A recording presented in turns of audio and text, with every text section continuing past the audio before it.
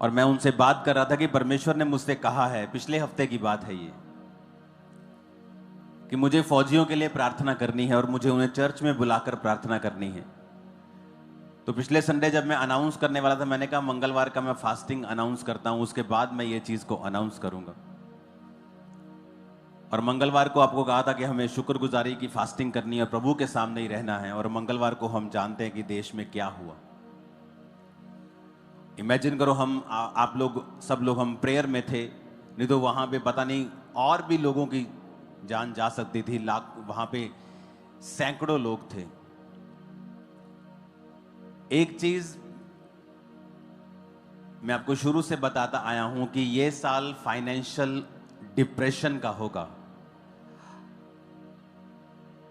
और पिछले हफ्ते में मेरा एक स्पिरिचुअल सन मुझसे पूछ रहा था कि मुझे स्टॉक मार्केट में जाना चाहिए। मैंने कहा इस साल ये ऊपर नीचे ही होता रहेगा, क्योंकि घटनाएं ऐसी होती रहेंगी। और उसके बाद फिर ये वाली घटना हो गई, जो आतंकवादियों वाली। जब परमेश्वर ने हमें पहले से बता दिया पिछले साल ही कि फाइनेंशियल चीजें खराब होंगी, और आप प्रार्थना में हो, मैं प्रार्थना में हूं, जो कुछ भी खराब हो रहा है उसके लिए हमें प्रार्थना करनी है, क्योंकि और कोई इसका हल नहीं है। शारीरिक हल बहुत से होंगे, लेकिन अगर आत्मा में हमें देखना है और चीज को स्टॉप करना है, आपको और मुझे प्रार्थना करनी होगी। मैंने कहा था कुछ चीजें जब आप प्रार्थना करते हैं तो वो चीजें खत्म नहीं हो सकती, वो चीजें कैंसल नहीं हो सकती, कुछ इंसिडेंट कैंसल नहीं हो सकते। हां, नुकसान कम हो सकता है या आप बच सकते हैं।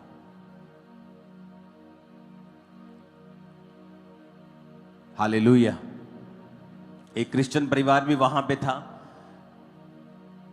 और वो जब जा रहा था वहां पे, तो जिस ढाबे में वो खाना खा रहे थे उसने नमक ज्यादा डाल दिया। तो उन्होंने कहा कि नमक ज्यादा डाला हुआ मेरे माता पिता खा नहीं पाएंगे, तो जल्दी बिल बना, हमें जाना है वहीं वैली में। उन्होंने कहा नहीं, मैं तो जाने नहीं दूंगा तुझे। तो हम पूरा खाना खिला के दोबारा खाना बनाया, और उसमें वो लेट हो गए और 15 मिनट लेट पहुंचे वहां पे। और जब वो पहुंचे ही थे तो लोगों ने कहा यहां लोग मारे जा रहे, भाग जाओ। तो वो भागे वहां से। तो इस तरह की कितनी घटनाएं आपको मिलती हैं, और आपको ये चीजें इनकरेज करती हैं कि प्रार्थना करते रहिए, ताकि जो शैतान करना चाहता है वो ना हो या कम से कम हो। कितने मेरी बात को समझ रहे हैं? हालेलुया। आपको प्रार्थना करनी होगी मीडिया के लिए कि प्रभु उन्हें बुद्धि दे और समझ दे।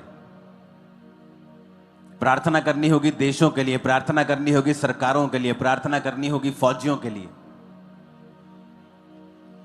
क्योंकि वचन ये कहता है कि आप लोग जो क्रिश्चियन हैं वो मध्यस्थता में हैं, कि आप लोगों को मध्यस्थता करनी है, आपको लोगों को समस्याएं देखनी है और उसके अनुसार आपको प्रार्थनाएं करनी है परमेश्वर के सामने। क्योंकि जब आप प्रेयर करेंगे परमेश्वर बदलेगा माहौल को। मैं आपको बता रहा हूं, वो अपने मन को चेंज करेगा, माहौल को बदलेगा।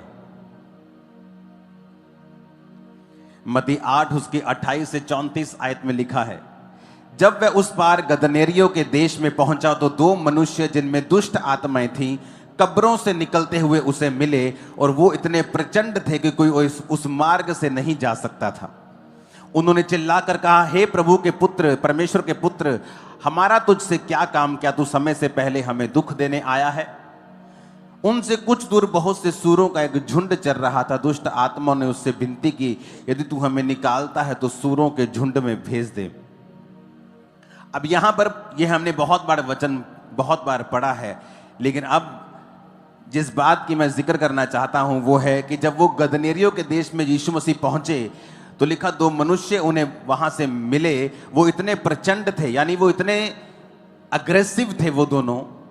वचन में लिखा है कि उनको संगलों से, लोहे के संगलों से बांधा जाता था, वो संगल तोड़ देते थे, अपने आप को पत्थरों से घायल करते थे। वो इलाका उन्होंने पूरा आतंक से भरा हुआ था, कोई उस मार्ग से जा नहीं सकता था,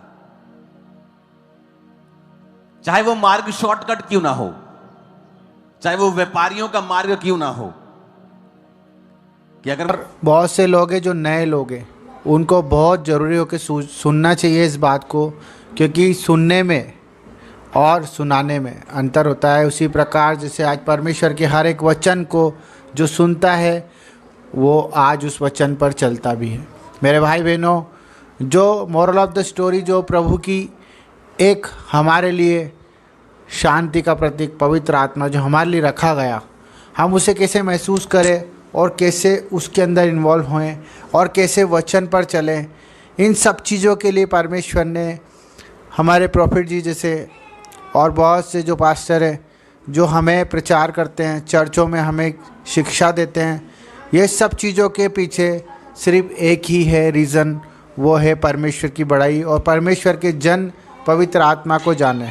तो जो भविष्यवाणियाँ होती है, जो प्रॉफिट जी करते हैं, वो क्यों कर पाते हैं और क्यों उस चीज़ पर हमें अमल करना चाहिए। सबसे पहले जब हम पवित्र आत्मा की संगति में चलते हैं तो हमें पवित्र आत्मा हर एक चीज़ का आभास करा देती है कि नहीं करा देती, आपको पता है। क्योंकि जब हम मुसीबतों से निकले तब परमेश्वर ने हमें ये रूप रंग हर एक चीज़ के बारे में हमें अवगत कराया हुआ है। हमारी बुद्धि, हमारा जीवन, सबके बारे में हमें सुझा देता है। आपने महसूस किया होगा मेरे भाई बहनों कि जब हम परमेश्वर में आए तो हमारे बुरे होने से पहले हमें उसके बारे में थोड़ा बहुत आभास हो जाता है और हमें एक अंदर से एक फीलिंग आती है कि हमें इस चीज़ पर अमल करना चाहिए कि नहीं करना चाहिए। तो पवित्र आत्मा हमें हमारे अंदर महसूस करा देता है।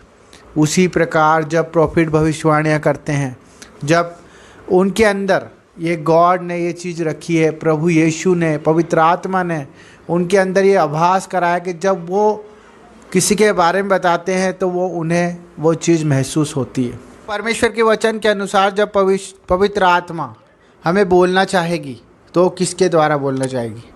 वो हमारे लिए किसी ऐसे मनुष्य के हृदय में आके बोलेगी जो परमेश्वर को मानता है। वो हमारे लिए, वो हमारे बुज़ुर्गों के, हमारे बच्चों के मुंह पे आके बोलेगी जो पवित्र आत्मा है, जिसने पाप छोड़ दिया, जिसने पाप की संगति छोड़ दी, जिसने बुराइयां छोड़ दी, जिसने कुकर्म छोड़ दिए, जिसने परमेश्वर की सेवा को अपना जीवन बना लिया। क्योंकि परमेश्वर उन्हीं से बात करते हैं जो परमेश्वर के नियम और अनुशासन पे चलते हैं, जो परमेश्वर के कहने पे चलते हैं।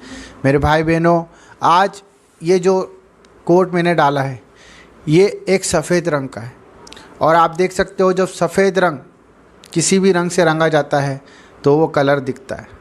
वैसे ही परमेश्वर को भी हर एक बुराइयों के रंग दिखते हैं जो हमारे अंदर होते हैं, हमारे कुकर्म उन्हें दिखते हैं, हमारी गंदी सोच उन्हें नज़र आती है। परंतु हमें मानना है और ये जानना है कि हम पवित्रता से कैसे चलें।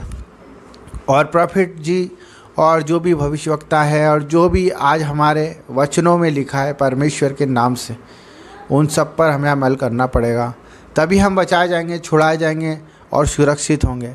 तो इन बातों को माने मेरे भाई बहनों और प्रभु की महिमा में जुड़े रहें।